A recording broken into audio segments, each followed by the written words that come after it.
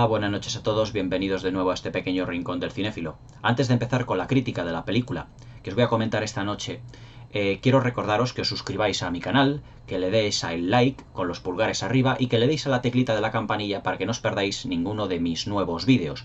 Y recordad que podéis enviarme cualquier pregunta sobre esta película que os voy a comentar o sobre cualquier otra de la historia del cine a mi dirección de correo electrónico criticascinéfilas40@gmail.com. Repito, todo junto, criticascinéfilas40@gmail.com, porque dentro de poco voy a hacer otro vídeo de preguntas y respuestas debido al volumen de todas ellas que estoy recibiendo. Hace poco, relativamente, hará un mes y medio, 2 meses aproximadamente, me compré un pack de películas que ya os enseñé, llamado Aventuras Legendarias, que venían auténticos clásicos de Hollywood, de la época dorada de Hollywood, en lo que a cine de aventuras se refiere, como Ivanhoe, con Robert Taylor, Scaramouche, con Stewart Granger y Eleanor Parker, El prisionero de Zenda, las dos versiones, la de 1937, de Ronald Colman, y la versión de 1952, también con Stewart Granger, pero en esta ocasión, esta noche os voy a comentar la que es para mí otro, si cabe más, de los grandes clásicos del cine de aventuras, del Hollywood de todos los tiempos, en general, y más en particular del cine clásico dentro de los años 40. Os voy a comentar Los Tres Mosqueteros, dirigida por George Sidney en 1948. Dentro de este pack me vienen algunas fotografías, algunas postales, de todas las películas que incluye el pack. Y aquí tengo, a ver si os las puedo enseñar, algunas de las postales precisamente de la película que os voy a comentar esta noche, que es Los Tres Mosqueteros. Aquí tenemos una fotografía, a ver si la podéis ver bien. Ahí está. Y ahí tenemos a Gene Kelly en el papel de D'Artagnan y a Lana Turner en el papel de Milady de Winter, que son los protagonistas absolutos de esta cinta. Aquí tenemos en esta otra a Lana Turner, también Milady de Winter, y a Vincent Price, que hace el papel del Cardenal Richelieu en esta magnífica película de aventuras. En esta otra postal tenemos a todos los mosqueteros, a Gene Kelly en la primera posición, ahí está arriba, encima de la mesa, y los otros tres mosqueteros, que uno de ellos, dos de los cuales no son muy conocidos, pero uno de ellos, en el papel de Athos, es Van Heflin, un actor clásico, un actor muy secundario del Hollywood clásico que ahora os comentaré. Y en esta otra, que yo la considero la mejor fotografía de todas, vemos aquí evidentemente a Gene Kelly y a Lana Turner, en esta fotografía maravillosa, para que os hagáis una idea de cómo era la iluminación de esta película dirigida en el 48 por George Sidney, realmente magistral, con una dirección artística encomiable de uno de los mejores directores artísticos y más prolíficos de la historia del cine, llamado Cedric Gibbons. Precisamente en la sección de Historia del Cine, uno de los vídeos que voy a subir próximamente será refiriéndome a este director artístico que fue muy prolífico y que realizó grandes diseños de producción para todas las películas clásicas de Hollywood. Y ahora ya, sin más dilación, os voy a empezar a hablar de la que yo considero que es la mejor versión del clásico de Alejandro Dumas, que es precisamente Los Tres Mosqueteros de 1948, protagonizada con un elenco de actores y de actrices realmente inigualable a día de hoy incluso. Tenemos a Gene Kelly en el papel de D'Artagnan, a Van Heflin en el papel de Athos, a Vincent Price en el papel del Cardenal Richelieu, a Juni Allison, una cantante de la época del Hollywood clásico en lo que se refiere a los musicales, en el papel de Constancia, que es la novia y luego posterior mujer de D'Artagnan, y sobre todo a Lana Turner, que es una de las grandes femme fatales del cine negro de Hollywood, con ese clásico dirigido por Ty Garnett, prácticamente en el mismo año, 2 años antes, en 1946, llamado El cartero siempre llama 2 veces. Lana Turner en el papel de Milady Winter, que está realmente absolutamente soberbia, con una belleza impresionante que ninguna de las actrices actuales, o muy pocas actrices actuales, pueden realmente compararse. Y como secundarios de lujo tenemos a Keenan Wynn, que fue un actor que luego en los años 60 produjo, mejor dicho, protagonizó de secundario también muchas películas para la Walt Disney Pictures, que es uno de los actores muy prolíficos dentro de lo que fue la compañía de la Walt Disney Pictures. Todo en lo que se refiere, o desde mi punto de vista, a lo que es la mejor versión de la novela de Alejandro Dumas, que es precisamente Los Tres Mosqueteros. George Sidney, el director de esta magnífica producción, no era un director realmente de películas de aventuras, sino que era un director de musicales. A él se le deben muchas películas musicales del Hollywood clásico. La primera de ellas fue El desfile de las estrellas, en 1944, que fue una película que descubrió prácticamente a Hollywood la persona de Gene Kelly, que por aquel entonces era artista, era bailarín, era coreógrafo y director de musicales en Broadway a muy temprana edad. Posteriormente, George Sidney dirigió también con Gene Kelly en 1947, también el 46, creo que en el 46, fue el musical junto a Frank Sinatra y a Katherine Grayson, Levando Anclas, otro de los grandes musicales del Hollywood clásico, que os comentaré en mi sección va a ser el siguiente musical que os comente en mi sección de los clásicos de la Metro-Goldwyn-Mayer, de los musicales de la Metro-Goldwyn-Mayer, en el que tiene una maravillosa secuencia bailando con el ratón Jerry, que en un principio iba a ser precisamente el ratón Mickey de la Walt Disney Pictures, pero que Walt Disney en el último momento se negó por completo, pero que años después la productora se negaría y realizasen Mary Poppins, donde ya sí que los actores interpretaban sus papeles junto a algunas secuencias de dibujos animados, como todos conocemos. Pero a George Sidney se le conoce también por ser el descubridor cinematográfico de Esther Williams, es decir, aquella actriz que estaba mejor dentro del agua que fuera del agua, realizando su primera película en 1944 llamado Escuela de Sirenas. Pero George Sidney se le también conoce por otros grandes musicales como por ejemplo Las chicas Harvey con Judy Garland y mil películas más, todas desde un punto de vista muy colorista, muy fantasioso, como era en realidad el cine de la Metro-Goldwyn-Mayer. Pero si tenemos que hablar de películas de aventuras llevadas a la gran pantalla por George Sidney, no podemos dejar hablar de Los Tres Mosqueteros, porque realmente es donde aquí descubrimos toda la magnificencia con la que trabajaban los directores artísticos, los productores y los directores en general de la Metro-Goldwyn-Mayer. Para que os hagáis una idea, la Metro-Goldwyn-Mayer era entonces, en los años 30, en los años 40 y los 50, realmente en los años 40 fue la culmen de su éxito, como la más grande productora ya no solo de grandes musicales, la época dorada de los grandes musicales, sino también a todo tipo de producciones. La Metro-Goldwyn-Mayer es como ahora puede ser en este mismo momento la Walt Disney Pictures, que está abarcando todas y cada una de las franquicias, comprando la 20th Century Fox, comprando la Marvel, es decir, todas aquellas franquicias que están teniendo muchísimo éxito en las pantallas de cine. Entonces, digamos que el gigante a batir era la Metro-Goldwyn-Mayer. O las otras productoras, también como la Universal, como la Fox, como la Warner Brothers, también hacía grandes producciones, evidentemente. Pero en lo que se refiere a musicales, a películas de aventuras, ninguna era, por así decirlo, como la Metro-Goldwyn-Mayer. La Metro-Goldwyn-Mayer era la campeona, por así decirlo.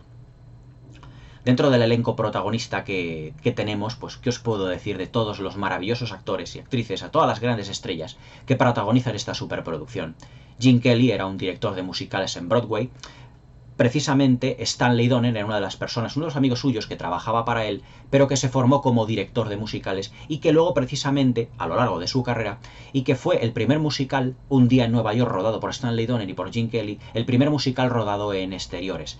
Gene Kelly, cuando rodó con Stanley Donen Un día en Nueva York y posteriormente Cantando bajo la lluvia, ya era Gene Kelly un gran bailarín, gran coreógrafo y director de musicales de Broadway. Gene Kelly provenía del vodevil. Gene Kelly, junto con su hermano Ted Kelly, realizaban en los años 20 y en los años 30, evidentemente mucho más a principios de los años 30, papeles muy secundarios en películas musicales donde se les veía a los dos bailando. Y realmente fue cuando ahí Gene Kelly despegó su carrera cinematográfica, su carrera al cine, cuando era un adolescente, pero que se dedicó mucho más al vodevil y al teatro. Ya en los años 40, cuando ya el vodevil ya había desaparecido, se dedicó a dirigir musicales en Broadway y que contactó con Stanley Donen precisamente para realizar obras maestras como Un día en Nueva York o como Cantando bajo la lluvia.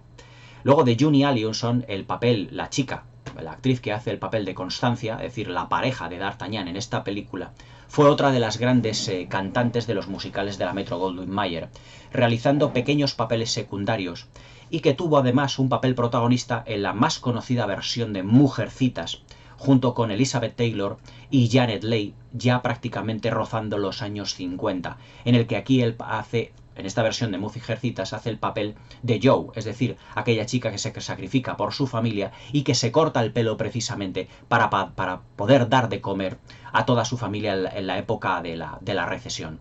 Es realmente impactante el papel que hacía en Mujercitas Junie Allison, realmente encomiable y muy buen papel. Pero si Junie Allison destacó realmente fue porque era cantante en los musicales, destacaba más por su voz que no por su físico, muy normalito, todo hay que decirlo, pero la verdad es que la simpatía que irradiaba Junie Allison pues la hizo merecedora de grandes papeles, como por ejemplo en aquella película de James Stewart, protagonizada por James Stewart, llamada iba a decir Sonrisas y Lágrimas.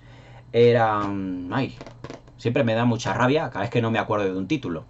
Era la película... bueno, ya me acordaré. Era parecido a Sonrisas y Lágrimas, no Sonrisas y Lágrimas, pero es la vida de uno de los más grandes compositores, precisamente, de música de Estados Unidos. Cuando me acuerde os lo comentaré. Pero la verdad es que la carrera de Juni Alonso se enfocó muchísimo más a lo que fue el musical. Hizo también papeles dentro de pequeñas secuencias musicales en films como, por ejemplo, Hasta que pasen las nubes, donde es un musical, es una película biográfica sobre el compositor norteamericano Jerome Kern, el compositor de la célebre Showboat del musical Magnolia, y muchísimas más que prácticamente serían innombrables dentro de una larga lista. Pero realmente, bajo mi punto de vista, si lo que destaca esta película, además por tener a Gene Kelly en el papel de D'Artagnan, es por dos papeles secundarios que no lo son tanto, ya que cuando los dos personajes están en pantalla son unos auténticos robaplanos, porque se convierten en los auténticos protagonistas de la función, que son Vincent Price en el papel del cardenal Richelieu y Lana Turner en el papel de Milady de Winter. Que son en la película los dos personajes que van a fraguar, por así decirlo, una pequeña conjura en contra del rey de Francia, en la Francia de 1620-1650 aproximadamente, mucho antes, más de un siglo antes de la Revolución Francesa. Vincent Price, ¿qué os puedo decir de Vincent Price? Vincent Price es uno de los reyes del cine de serie B, sobre todo el enfocado al cine de terror. Fue el gran protagonista de todas aquellas películas dirigidas por Roger Corman, de la factoría de Roger Corman, la New World Pictures, que luego pasaría posteriormente a ser propiedad de la Disney. Qué raro, ¿no? ¿Verdad? La historia no ha cambiado mucho. En aquellas películas inspiradas en relatos de Edgar Allan Poe, como fue El hundimiento de la casa Asher, La tumba de Laia, El péndulo de la muerte, La máscara de la muerte roja y El palacio de los espíritus. Todas ellas las comentaré. Cuando termine el ciclo de películas de Hammer, que todavía me quedan muchas por comentar, empezaré un ciclo de películas de terror más enfocados al cine norteamericano en vez del cine inglés, donde comentaré también el ciclo de Edgar Allan Poe de Roger Corman, con todas aquellas películas inolvidables protagonizadas por el gran Vincent Price. Pero Vincent Price es uno de los actores más prolíficos de todos los tiempos, sin ningún género de dudas. Fue siempre actor secundario en películas, por ejemplo, haciendo secundario en papeles de cine negro, por ejemplo, en la célebre obra maestra de Otto Preminger, que fue Laura, de los años 50. También fue secundario en películas de serie B, como por ejemplo ¿cómo se llamaba? The House of Haunted Hill, que es otro clásico del cine de terror. La carrera en realidad de Vincent Price ha estado más enfocada al cine fantástico, y lo que es ya fuera del cine de género era más secundario. Es decir, fue un actor que por su expresividad, por su físico alto autoritario, destacó mucho más en el cine de serie B, en el cine de terror, en el cine fantástico. Pero que debido a su físico poco de galán, porque evidentemente con su gran estatura, una estatura excesiva, medía 1,94 m de estatura, 92 aproximadamente, su estatura excesiva y su físico realmente un poco difícil de encajar, hizo más papeles de villano y de secundario en el Hollywood clásico, pero donde realmente despegó la carrera de Vincent Price, ya os digo, fue con los papeles de las películas de Roger Corman. Y finalmente tenemos a Milady de Winter, interpretada magistralmente por Lana Turner, sin duda uno de los grandes sex symbols de los años 40 dentro de lo que es el panorama hollywoodiense. La verdad es que la vida de Lana Turner se daría realmente como para una auténtica película, porque son tantos los films que ha protagonizado y tan turbulenta su vida que podría ser su biografía otra película más, y además una película realmente épica. Lana Turner se casó, creo que fueron 7 o 8 veces en su vida, y tuvo unos matrimonios realmente muy tortuosos, ya que su carácter bastante libertino llegó, además de esos 7 o 8 maridos que tuvo, a tener multitud de amantes dentro de sus compañeros en las productoras. Tuvo de amante al célebre magnate y multimillonario Howard Hughes, pero también a Frank Sinatra, Clark Gable, a Errol Flynn, la lista de amantes era realmente incontable. Se puede decir que vivió la vida muy muy intensamente, pero realizó realmente una cantidad de películas brutal. Fue la protagonista prácticamente absoluta en aquel drama biográfico de cine dentro del cine, que fue Cautivos del Mal, de Vincent Minnelli. Protagonizó una serie de películas en los años ya finales de los 50, principios de los 60, de Douglas Sirk, aquellas películas que tengo que comentar aquí en el canal, aquellas películas donde se hacía una crítica realmente muy abierta y muy descarnada a todo lo que era la clase alta estadounidense, toda esa clase alta que vive en esas mansiones, esos chalés, ya no solo en Beverly Hills, en Mulholland Drive, en aquellos barrios californianos, dentro de lo que son Los Ángeles, todo. Aquellos dramas de Mark Robson y de Douglas Sirk, por ejemplo, Vidas borrascosas, Imitación a la vida, pero sobre todo ha sido una de las femme fatales del cine negro al protagonizar, como os he dicho anteriormente, otra de las grandes películas de cine negro que comentaré próximamente aquí en el canal, que fue El cartero siempre llama dos veces, de Ty Garnett en 1946, donde ahí se convirtió en el auténtico sex symbol que era. Su cara, como muy aniñada, prácticamente como una muñeca de porcelana, le daba, por así decirlo, muchísimo énfasis en los rasgos angelicales que tenía la actriz. Nunca recibió un Oscar, Lana Turner, siempre fue más estrella que actriz. Y estuvo además, os voy a contar, uno de los mayores escándalos de Hollywood, ya que ella estuvo saliendo durante mucho tiempo con uno de los mafiosos más importantes de la mafia de aquella época, de los años 40, que fue, si mal no recuerdo, un mafioso llamado Johnny Stompanato. Lo que ocurre es que Johnny Stompanato tenía un carácter abiertamente, ¿cómo os diría yo? Era excesivamente celoso en todas las relaciones que tenía. Claro, Lana Turner, con la fama que tenía de Hollywood de tener multitud de amantes, una de las veces que Lana Turner fue a grabar con uno de sus compañeros de reparto, creo que fue con Sean Connery, una producción, se presentó Joe Stompanato, víctima de un ataque de celos, de rabia, en los estudios de Hollywood, y quiso darle una paliza a Lana Turner, lo que Sean Connery reaccionó pues prácticamente rompiéndole el brazo. Pero todo esto no sirvió de precedente porque nuevamente todos los ataques de celo que tenía Johnny Stompanato, pues junto con Lana Turner, eran pues el vox populi, la comidilla, pues de todo Hollywood, de todo Beverly Hills. Y entonces, una de las veces, precisamente, estando Lana Turner en compañía de una de sus amigas, o la hija de una de sus amigas, o algo así parecido, Johnny Stompanato tuvo una auténtica bronca muy grande con ella. Y esta amiga suya lo que cogió fue un cuchillo, un cuchillo de cocina, de la cocina donde estaban allí en su chalet, y le clavó el cuchillo a Johnny Stompanato, matándolo en el acto. Evidentemente todo ese escándalo llegó a Hollywood, fue llamada a declarar Lana Turner, y prácticamente se puede decir ahí que casi concluyó la carrera de Lana Turner ya en los años 60. Porque en realidad, pues, ella pues no tenía mucho que ocultar, ella no era la que había causado, evidentemente, la muerte de Johnny Stompanato, pero ella era víctima de todos esos maltratos, tanto psicológicos como físicos, que había tenido. La amiga de Lana Turner fue acusada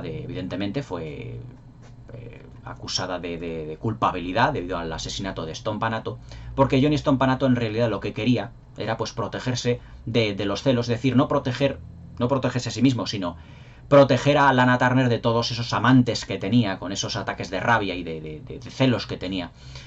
Y entonces hubo un momento que no podía aguantar esa situación, y Lana Turner pues tenía unas broncas con él realmente estrepitosas, que eran vox populi en todo lo que era el conglomerado de Hollywood. Con la muerte de Stompanato, pues Lana Turner, su carrera prácticamente cayó en picado, y luego volvió al ataque, por así decirlo, en 1981, obteniendo un pequeño papel en la serie Falcon Crest, que aquí en España la recordamos con mucho cariño, haciendo el papel, si mal no recuerdo, de Jacqueline Perrol Gioberti, es decir, la tía o madre o hermana de Angela Channing. Y prácticamente ahí se puede decir que concluyó su carrera. Estuvo marcada por el asesinato de su amante, de John Stompanato, que además quería abrirse camino en Hollywood, abandonar la mafia y abrirse camino en Hollywood como productor, pero evidentemente su pasado de mafioso y con las leyes o las reglas tan estrictas que tenía Hollywood, pues en realidad no le dejaban. Y ese es el gran elenco que tiene Los Tres Mosqueteros: Lana Turner, Vincent Price, Gene Kelly, Juni Allison y Van Eflin. La verdad es que, ya entrando en materia de lo que significa o lo que significa la película de Los Tres Mosqueteros, os diré que es una de las piezas clave de las películas de aventuras de todos los tiempos. George Sidney en esta película aprovechó todo el potencial que tenía como director de musicales para darle una estructura a la película en realidad de musical, porque nosotros cuando vemos, por ejemplo, las secuencias, las coreografías de acción, parece que estamos viendo coreografías musicales, porque Gene Kelly, cuando D'Artagnan, en el papel de D'Artagnan, está con la espada, directamente parece que es como si estuviésemos viendo una auténtica película musical, ya que la planificación de todas esas secuencias está muy basado en el plano secuencia y en los planos sostenidos, ya que constantemente en las películas musicales, cuando en el musical clásico veíamos las secuencias de canciones y de bailes, pues siempre eran planos estáticos, muy estáticos, pero que levemente se iba moviendo la cámara de un lado a otro siguiendo a los protagonistas. Pues aquí es exactamente lo mismo. Las coreografías están muy bien trabajadas. Hay que reconocer que los duelos a espada, tanto protagonizados por Van Heflin como los protagonizados por Gene Kelly, son unas auténticas maravillas de coreografías. Todos son realmente sublimes y todos a un ritmo absolutamente acelerado. Tened en cuenta que en el Hollywood clásico no existían los ordenadores, ni muchísimo menos para dar un montaje, un ritmo determinado a la producción. Entonces, precisamente, lo que se hacía era cortar el celuloide a mano, es decir, hacer el montaje a mano para que todas las secuencias pudieran estar unidas. Pero fijaos el grado de precisión que deberían de tener George Sidney y todo su equipo de producción para otorgar al film un ritmo que no decae en ningún momento en los 120 minutos de película. Son 2 horas de película y es realmente una película excepcional a nivel técnico. La fotografía es en Technicolor, como dictaban los cánones de la época, con todo lujo de detalles. Estamos hablando de una producción de la Metro-Goldwyn-Mayer, con todo lo que ello significaba. Es decir, el vestuario ampuloso, los decorados muy recargados, los juegos de luces en los exteriores, decorados en una dirección artística brutal y muy brillante, de la mano de uno de los más grandes directores artísticos y diseñadores de producción de toda la historia de Hollywood, que es el magnífico Cedric Gibbons. A Cedric Gibbons se le debe la dirección artística de muchísimos clásicos, no solo lo que ¿cómo se llama? Iba a decir Lo que el viento se llevó. No solo, por ejemplo, lo que se refiere a Los Tres Mosqueteros, también las películas de cine mudo, como la versión muda, por ejemplo, de Ben-Hur, al que se le debe su dirección artística, e incluso algunas películas de la Universal, en lo que se refiere, por ejemplo, a los clásicos como Drácula, como Frankenstein. Cedric Gibbons fue uno de los más grandes directores artísticos de todos los tiempos. Y sin duda, viendo una película como Los Tres Mosqueteros, uno se puede hacer a la idea del grado de detallismo que tenía Cedric Gibbons a la hora de plasmar esos decorados, todos cargados con juegos de luces, luego también, evidentemente, lucidos, por así decirlo, por el director de fotografía, pero que realmente hay que reconocerle al director artístico, a Cedric Gibbons, una labor extraordinaria. Por ejemplo, todos los puentecitos, todas las cabañas construidas, prácticamente la película se desarrolla en el interior de decorados, aunque también tiene bastantes exteriores, pero todos ellos construidos para la ocasión. Es decir, los pueblecitos de la Francia de 1600 están recreados con un grado de meticulosidad realmente admirable. O sea, yo me acuerdo de haberla visto de pequeño en casa, en los televisores de tubo, en el Technicolor, y mi padre aumentaba el color precisamente para que reforzara la sensación del Technicolor todavía más. Y los juegos de luces que había en los callejones donde se mueven los mosqueteros, en los decorados del Palacio Real cuando están ante el rey de Francia y ante la reina. Ah, se me olvidaba decir la actriz que hace la reina de Francia, por favor. La señora Fletcher, Angela Lansbury, una maravillosa actriz que nos ha dado joyas no solo como Se ha escrito un crimen, la gran serie, sino que fue una gran secundaria y también protagonista de muchas películas dentro de la Walt Disney Pictures. Pero sigamos hablando de Los Tres Mosqueteros. Todo lo que es el trabajo de fotografía, dirección artística y sobre todo la coreografía de los números musicales, que es decir, la coreografía de los duelos a espada, es un auténtico prodigio de imaginación y de saber hacer cinematográfico. La cámara de George Sidney enfocaba los duelos a espadas, con unos planos muy amplios, para que los protagonistas se pudieran mover perfectamente dentro del plano y no hubiera ningún problema a la hora de coreografiar, de hacer las coreografías. Sobre todo en esa secuencia maravillosa de coreografía cuando D'Artagnan se cita con todos los otros tres mosqueteros, se cita con ellos tres para retarles a duelo prácticamente al inicio de la película. Se desarrolla en un gran jardín, en un gran parque, puede ser mitad de un bosque, una especie como de jardincito, porque tiene pues un pequeño lago, tiene como lagunitas, donde van cayendo los espadachines del cardenal Richelieu y donde Gene Kelly de D'Artagnan pues demuestra pues todas esas habilidades que ha aprendido. Como adaptación, Los Tres Mosqueteros como adaptación de lo que es la novela original a la gran pantalla, no es muy buena adaptación. Es decir, aquí Hollywood compró los derechos de la novela, pero prácticamente desechó todos los grandes detalles que hizo buena en la novela. Es decir, aquí enfocó la película, es decir, el tono de la película es como el tono de una película musical. Es decir, es como una especie como de mundo de fantasía, todo un mundo muy colorista, de la fotografía, la dirección artística que os acabo de comentar, pero no está enfocada desde un punto de vista realista, como la versión que hizo Richard Lester en los años 70 ya con Michael York, con Oliver Reed, con Charlton Heston y también con Christopher Lee. Pero realmente aquí lo que realmente importaba como producción de la Metro-Goldwyn-Mayer era el espectáculo.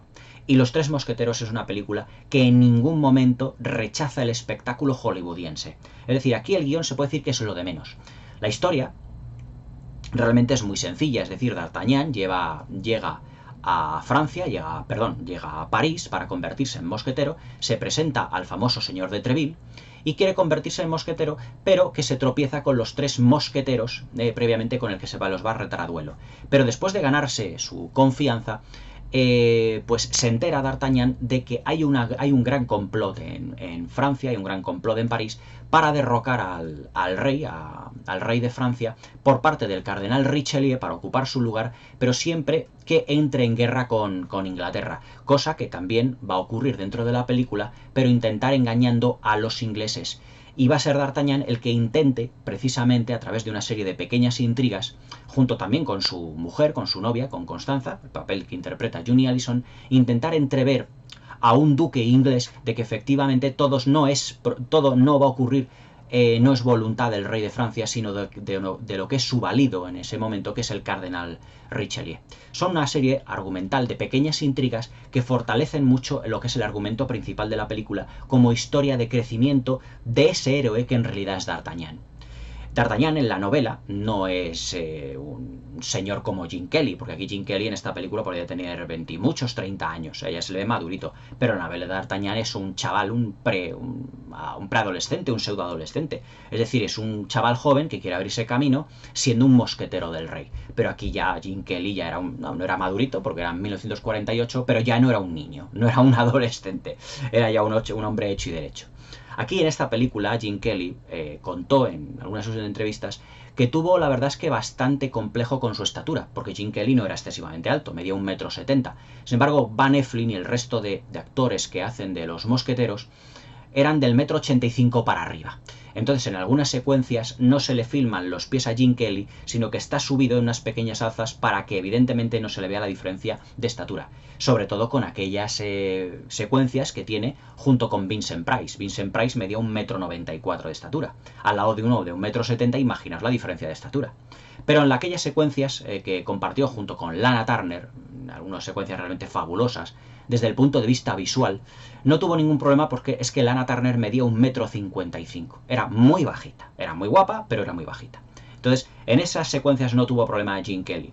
Gene Kelly, os comenté cuando hice la review de Un americano en París, que a ver si la veis, porque tiene muy pocas descargas. Aquí la tenéis en la sección de grandes musicales. No tuvo problema, por ejemplo, con Leslie Caron, en Un americano en París, porque era también muy bajita. Leslie Caron medía 1,50 m. Pero sí que tuvo muchos problemas con Cyd Charisse en Cantando bajo la lluvia, porque Cyd Charisse medía 1,75 m. Pero bueno, eso es una cosa que ya lo digo en las películas, comenté en Cantando bajo la lluvia y en Un americano en París, que las tenéis aquí en la sección de grandes musicales. En esa secuencia que comparte con Los Mosqueteros, con Van Eflin y con Vincent Price, ya os digo que utilizaba unas pequeñas alzas, porque realmente la diferencia de estatura era muy notable. Es una película, Los Tres Mosqueteros, que destaca ya no solo argumentalmente por ser una película sencilla pero que se sigue muy fácilmente, sino por su absoluto dominio del tempo narrativo. Vuelvo a insistir de que el montaje de esta película es una auténtica maravilla, porque realmente el ritmo en 2 horas no decae. Y eso que George Sidney no era un director especializado en cine de aventuras, como por ejemplo pudiera serlo Robert Siodmak, el director de Un temible burlón, que se especializó antes en el cine negro. Pero lo que realmente era el fuerte de George Sidney era realmente los musicales. Pero claro, tuvo la sabia intuición de enfocar la película de aventuras como si un musical fuera. Es decir, no es que canten, o sea, los personajes no cantan. Pero en esas secuencias donde los tres mosqueteros, junto con D'Artagnan, están en esos planos mantenidos, donde se están gastando bromas, riéndose. Eso prácticamente se puede decir que podría pasar perfectamente las risas por canciones, ya que en ese momento es como si estuviesen haciendo un cuarteto, todos riéndose, hablando a la vez. Es como si estuvieran cantando desde el punto de vista de narrativa y de estructura narrativa. Es muy parecido ver, por ejemplo, una estructura narrativa o una forma de enfocar la planificación muy parecida a Levando Anclas, que ya la comentaré aquí próximamente en el canal. Pero la verdad es que Los Tres Mosqueteros es una película de aventuras que si lo que destaca realmente es por tener un ritmo cinematográfico que para las películas de aventuras de aquella época era completamente insólito. La gran película de aventuras de aquella época fue en 1938 Robin de los Bosques, de Errol Flynn, pero que tiene un ritmo muchísimo más lento porque tiene muchas secuencias de diálogo, tiene luego secuencias de acción bien dosificadas, pero es que Los Tres Mosqueteros prácticamente no deja respiro a todas las personas que los ven. Las secuencias de acción son rápidas, yo diría que ultra rápidas. Todas las persecuciones a caballo, los duelos a espada. Es una película que está en movimiento, la cámara está en movimiento constantemente. Lo que, evidentemente, estamos hablando de una película de 1948. Si hoy muchos críticos se quejan de que la cámara se mueve mucho en las películas de Michael Bay, evidentemente conocen Los Tres Mosqueteros de George Sidney. Pero es que las películas de Michael Bay, yo no me atrevería a decirlo, pero podría ser deudora perfectamente de Los Tres Mosqueteros de George Sidney, porque con que pongáis 20 minutos de la película, vais a ver el número de cambios de plano que hay, la velocidad con la que se mueve la cámara, cómo se mueve arriba a abajo, un lado a otro, un plano contra plano, un campo contra campo, en picados, en contrapicados. La cámara está moviéndose constantemente. Es que no deja prácticamente momento de un plano secuencia. Tiene plano secuencia y planos sostenidos. Pero los diálogos, lo que es rápido en esos momentos, es los diálogos. Sobre todo, por ejemplo, la secuencia entre Gene Kelly y Lana Turner, entre D'Artagnan, estoy yo pidiendo del otro, entre D'Artagnan y Milady de Winter. Es decir, los diálogos son rápidos, las situaciones se van sucediendo una detrás de la otra, toda dentro de 120 minutos realmente impresionantes. Yo la primera vez que vi esta película, terminé de verla como si hubiera corrido un maratón. Terminé cansadísimo de decir, es que es una película infatigable, en todo momento infatigable, pero infatigable de la calidad absoluta que tiene. La verdad es que Gene Kelly, Van Eflin haciendo de D'Artagnan y de Athos, tienen algunos momentos, algunas secuencias realmente impresionantes a nivel interpretativo. Sobre todo Van Eflin, que era uno de los grandes secundarios del Hollywood de los años 30 y de los años 40. Sobre todo cuando Athos, Van Eflin, le comenta, borracho, para olvidar las penas del amor, que él sabe, D'Artagnan, que él sabe de lo que es el amor, que él sabe de lo que es enamorarse, y entonces le cuenta la historia que tuvo con una novia de la que él se enamoró perdidamente y que se llamaba Carlota. Pero es que realmente Carlota es el personaje de Milady de Winter. Él, siendo muy joven, se enamoró de este personaje, de Milady de Winter, en ese momento llamada Carlota, pero que tenía una serie de aspiraciones más concretas. Quería ya escalar, por ejemplo, lo que es puestos en los estratos de la sociedad francesa de aquella época, tal como él lo cuenta, pero que él, al enamorarse de ella, él lo que quería era vivir tranquilamente en una casita y estar con su mujer y tener una vida sencilla. Pero cuando se enteró de que la había traicionado, pues él cayó en una depresión total, se cambió de nombre e ingresó en el cuerpo de mosqueteros del rey. Toda esa historia de amor, ese amor despechado, le siguió al personaje de Athos durante toda la película y durante toda su existencia. Y vemos en algunas secuencias en las que Van Eflin se emborracha, llora, recordando ese gran amor que tuvo, que luego se identifica mucho D'Artagnan con él, precisamente porque al personaje de Juni Alison de Constancia, es fallecida, es muerta en manos de Milady de Winter, en una secuencia realmente inolvidable, porque no es una secuencia, no es un asesinato que se muestre en la pantalla. Está realmente omitido, pero que el asesinato no está mostrado en pantalla, pero está descrito en los diálogos de los protagonistas, de Van Eflin y de Gene Kelly en ese momento. Porque cuando Planchet, el papel que interpreta Keenan Wynn, que es el compañero, mejor dicho, el sirviente de D'Artagnan, le dice, pues es que a Milady de Winter la han puesto como carcelera a Constancia. Entonces Van Eflin y Gene Kelly, D'Artagnan y Athos se miran como diciendo, dice Athos, han puesto de carcelero del demonio a un auténtico ángel. Y es cuando D'Artagnan se empeña en viajar a Inglaterra, en viajar a Londres donde está prisionera Milady de Winter, pero que cuando llegan ya es tarde. Constancia ha fallecido, pero que lo que es el asesinato no se muestra, está omitido, pero está nombrado en los personajes de Athos y de D'Artagnan. Prácticamente no pueden hacer otra cosa más que llorar a ese gran amor que se ha ido, y que al final de la película tanto Gene Kelly como D'Artagnan como Athos Van Eflin han perdido a los dos grandes amores de su vida, y D'Artagnan ya se visualiza, intenta comprender el poder del amor que tenía Athos en su memoria, en su psique. Todo lo que es la historia de los tres mosqueteros realmente es, por así decirlo, os lo diré, la historia del héroe, del camino del héroe. Es la historia de Luke Skywalker, es la historia de Neo de Matrix, es la historia de Frodo y de Bilbo en las películas de la Tierra Media, porque D'Artagnan en realidad sale de su casa teniendo un sueño que es convertirse en el mosquetero, en uno de los grandes mosqueteros del rey. Exactamente igual que tuvo Luke Skywalker cuando estaba en su casa y él soñaba con irse de allí y poder formar parte de algo grande dentro de la galaxia.